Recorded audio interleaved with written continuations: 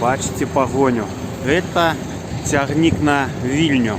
Хутка я ў яго сяду. Дзіўныя адчуванні.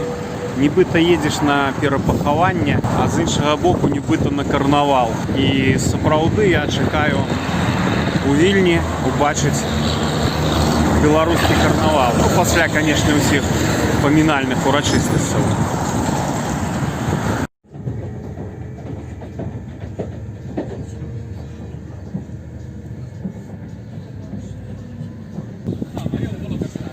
А вось, власна кажучы, гара Гедыміна. Пахаванне паўстанцаў Каліноўскага і самого Канстанціна Каліноўскага. Яно з таго боку гары.